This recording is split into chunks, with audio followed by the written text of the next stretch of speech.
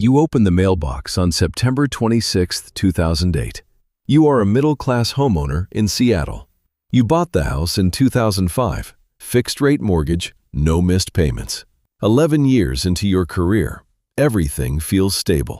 Inside is a mortgage statement from Washington Mutual. Amount due, $1,847. Due date, October 1st, 4 days from now. That morning, every channel ran the same footage.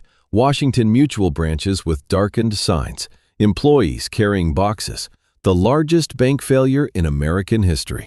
The institution holding your mortgage no longer exists. You try the website, it shows a maintenance message. You try to log in, your credentials are not recognized. You call the number on the statement. The line is disconnected. There is no way to pay. There is no one to call. The payment is due in 4 days. Your neighbor knocks that evening. He heard on talk radio that when a bank fails, the debt fails with it. He plans to wait, to see if anyone actually comes to collect. You hold the envelope in your hand, the Washington Mutual logo in the corner. The bank is gone. The payment is still due. Most people assume the bank holds their mortgage the way a vault holds gold. The bank fails, the vault empties, and the debt disappears. That is not what happens. Here is what actually happened, and why it was always going to happen this way. Most people sign mortgage papers believing the debt belongs to the bank. If the bank fails, the debt fails with it. That is the intuition. Here is the reality. When you sign a mortgage, you are not tying your debt to a bank.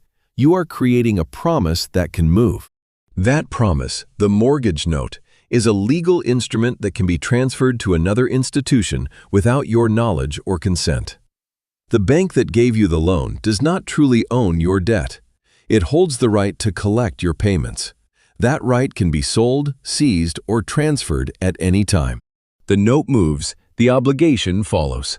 Most borrowers never see the transfer happen. The bank you send payments to each month is often not the entity that owns your note. The payment processor, called a servicer, handles statements, escrow, and customer service. The actual owner of your note might be an investment trust, a government agency, or another bank entirely. That separation is invisible in normal times. It becomes the only thing that matters when the institution collapses. You do not owe a bank. You owe whoever holds the note. When a bank fails, its mortgage portfolio does not disappear. It becomes an asset. The Federal Deposit Insurance Corporation seizes the institution and immediately controls every outstanding note. Those notes transfer to an acquiring bank or remain under government administration until a buyer is found. Your payment amount does not change. Your contract terms do not change. Only the counterparty changes. The bank can fail. The debt does not. Courts have enforced this for nearly a century. During the Great Depression, borrowers argued that a lender's collapse should void the contract. Courts ruled repeatedly that the note, not the institution, embodied the obligation. The lender's failure was irrelevant. The debt continued with whoever held the note. Every bank failure since has followed the same structure. September 26, 2008. Washington Mutual collapsed at 7:03 p.m. Pacific Time. By 9 p.m., J.P. Morgan Chase had signed a purchase agreement. The deal included 2.2 million residential mortgages worth $176 billion. By morning, J.P. Morgan Chase owned every mortgage Washington Mutual had ever originated. The borrowers received no vote. The transfer happened while they slept. Two homeowners in Seattle, both current on payments, both watching the same news. One kept their home, one lost everything. Sarah Chen had a balance of $280,000. She had been working with Washington Mutual on a loan modification after her hours were cut. The process had already stalled twice and was still unresolved. When the collapse broke, she did not know if the modification would survive the transfer. She called Chase within 48 hours anyway. One question: where do I send my next payment? Chase confirmed the new routing number. Her modification application transferred into their system. Not guaranteed, but it transferred. She kept paying the original amount while she waited. 6 months later, the modification was approved. Her payment dropped by $340 per month. The bank failure became a footnote in her loan history. Not because the process was smooth, it was not, but because she never stopped engaging. Michael Torres had a balance of $310,000. No modification in process, current on all payments. His situation was more stable than Sarah's. He saw the same news. He interpreted it differently. If Washington Mutual does not exist anymore, how can they collect? He told his wife. The whole thing is chaos. Maybe we can walk away from this. He stopped paying. The transfer notices from Chase arrived. He threw them away, convinced they were illegitimate claims. A new bank trying to collect on a debt it had no right to touch. The logic felt reasonable. It was wrong. 90 days later, Chase filed foreclosure. Torres contested in court. He argued that Chase could not legally collect on a debt originated by a failed institution. The judge took 11 minutes to rule against him. Torres lost the house. Chase also obtained a deficiency judgment of $47,000. The gap between the foreclosure sale price and his outstanding balance. Same collapse, same transfer, different interpretation, different outcome. The same mechanics appeared 24 years earlier, different scale, identical structure. May 17, 1984, Continental Illinois, the seventh largest bank in America, collapsed. Unlike Washington Mutual, it entered government conservatorship. The Federal Deposit Insurance Corporation did not sell the bank immediately. It operated the bank. Robert Kellerman held a $1.2 million commercial mortgage through Continental for an industrial warehouse in Chicago. His tenants had recently vacated. Cash flow dropped sharply. He needed forbearance. And he knew the timing was terrible. Negotiating with a collapsed bank under government control with no personal relationships intact. He called the Federal Deposit Insurance Corporation within a week anyway. He provided financial statements. He proposed a temporary payment reduction under the contract's hardship provisions. He was not sure it would work. The administrators approved it. Payments dropped from $13,500 to $8,000 per month for 6 months. The arrangement was documented in writing. Payments continued. The loan stayed current.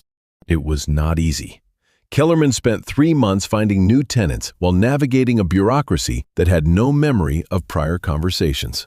But the payments never stopped, and the documentation never lapsed. When Continental was eventually sold to Bank of America in 1994, Kellerman's mortgage transferred with his full payment history intact. Bank of America honored the forbearance arrangement. He kept the property. The loan was paid off in 1998. David Howell had a mortgage of $890,000 through Continental on a mixed-use property downtown. No cash flow problems, current on payments, no hardship. Just a theory. The government took over the bank, he told his business partner. They are not in the lending business. They will not chase every borrower. Let's see what happens if we stop paying. They stopped in June 1984. Default notices arrived in July. Howell ignored them, assuming government bureaucracy meant slow enforcement. He was wrong. The mandate was not leniency, it was recovery. Every performing loan that went into default became a problem to resolve quickly. Foreclosure began in September, 4 months after the collapse. Howell argued in court that a government conservator could not exercise the same collection rights as a private lender. The court ruled the opposite. Foreclosure sale, December 1984. Deficiency claim, $140,000. Same collapse, same transfer, different interpretation, different outcome. Here is why Kellerman and Chen survived while Howell and Torres did not. Before collapse, both banks had loan officers who knew their borrowers. Informal arrangements existed. A phone call could resolve a timing issue. Modifications happened through relationships. After transfer, those relationships disappeared. J.P. Morgan Chase absorbed millions of accounts through automated systems built for scale, not continuity. The Federal Deposit Insurance Corporation operated Continental with one mandate: maximize asset recovery. Chen and Kellerman treated the transfer as an administrative event requiring immediate action. They contacted the new counterparty. They confirmed payment instructions. They documented everything. They kept paying. Torres and Howell interpreted institutional failure as weakness. They assumed chaos meant opportunity. They stopped paying. What they missed was simple. The acquiring institution received full collection authority the moment it assumed control. Not weeks later, immediately. No grace period, no forgiveness, no exemption for misunderstanding the transfer. The note survived. The relationship did not. Now move forward. Same mechanism, different infrastructure. United States banks hold over $12 trillion in mortgage debt. When a lender collapses, the Federal Deposit Insurance Corporation does not absorb the debt. It transfers it. The loan does not vanish, it moves. And it moves faster than it used to. First Republic Bank collapsed on May 1, 2023. J.P. Morgan Chase assumed $173 billion in loans overnight, including $108 billion in residential mortgages. The transfer was completed while borrowers slept. By morning, they had a new creditor. No grace period, no notification window. The legal claim shifted instantly. That part is familiar. Here is what is new. By 2023, most mortgage payments in the United States were processed through automated digital systems. When First Republic failed, borrowers with automatic payments tied to its routing numbers hit an immediate wall. The systems did not recognize the new J.P. Morgan routing numbers. Payments bounced. Late fees accrued. Legal transfer, instant. Payment system update, delayed. The gap between them became default. You are trying to pay. The system does not let you. The penalty still applies. This is the modern version of the trap. Not confusion about ownership, but a mismatch between legal reality and technical infrastructure. And the law does not wait for systems to catch up. Some borrowers respond to bank failure by moving money, withdrawing cash, buying gold, opening foreign accounts. The logic is understandable. If the institution is unstable, get your assets out. But this does not address the mortgage. It changes your position relative to the bank. It does not change your obligation. The question is not where your money is. The question is who holds your note and whether you are paying them. A bank is not where your mortgage lives. It is only the current administrator. The obligation lives in the note.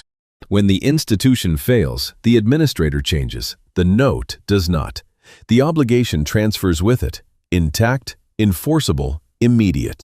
When the system breaks, your time to react shrinks. The obligation does not. The bank failed. The debt did not. That is not a flaw in the system. That is the system working exactly as designed.